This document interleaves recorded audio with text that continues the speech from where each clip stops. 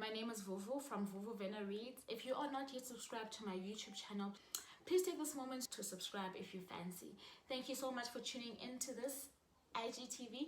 I brought you guys my review on The Savage Song by Schwab. It was a very short review, and today I want to talk to you guys about Our Dark Duet, the sequel to that book and the last book in the duology. Guys, I recently finished this book and my heart, it's so sad. The story still follows August, Flynn and Kate Harker, and it starts off with them at different parts of the country, I'll say. So August is still in Verity and Kate is in Prosperity.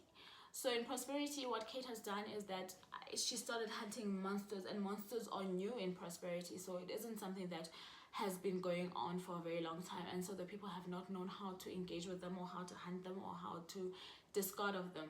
Whereas August is now in a Verity that needs to redefine itself and find itself, and it looks like the monsters are revolting and the humans are now fleeing to the south, which is where the Flynns stay, for some protection, and they have to screen them, make sure that they're not sinners, make sure that they're not bringing any shadows and monsters to the south side of Verity, whereas in the north the monsters have become rampant. And as the strongest Sunai that exists, August has to step up as the leader of the Flynn, the kind of like tactical team that's protecting the south, and in so doing he loses a lot of his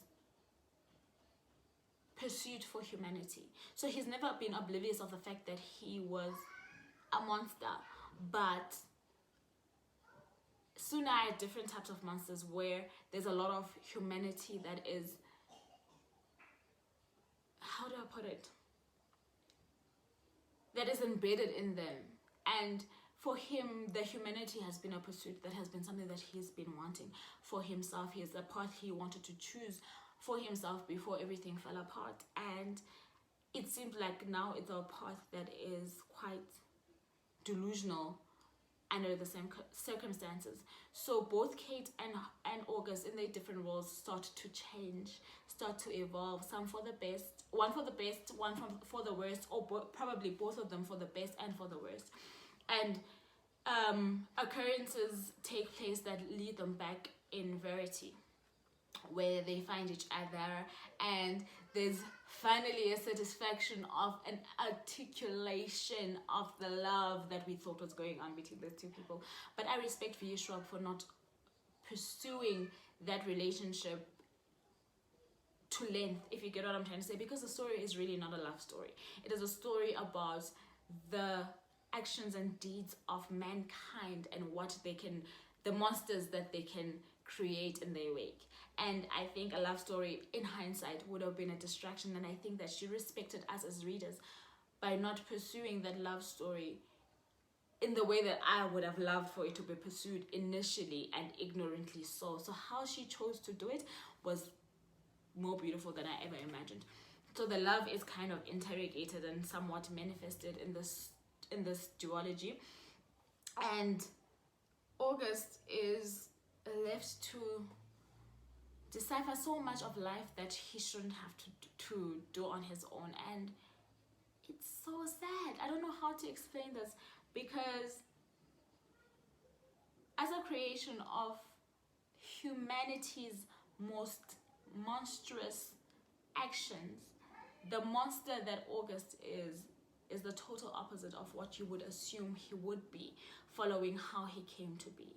And the challenges he then has about his identity are so relatable, so well crafted, so well put together.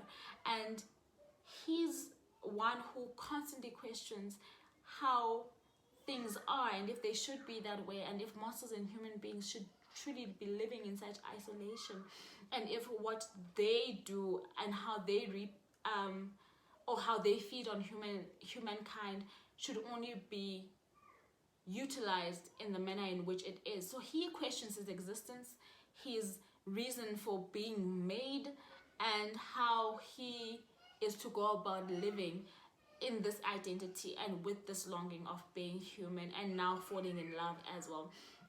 And truly how the book ends is what shattered me. I feel so sad for this, I'll call him this guy, don't mind my kids in the background.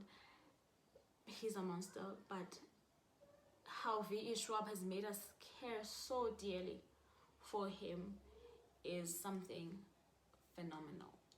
And in all my reviews, I always say to you guys, I try my hardest not to spoil it for you.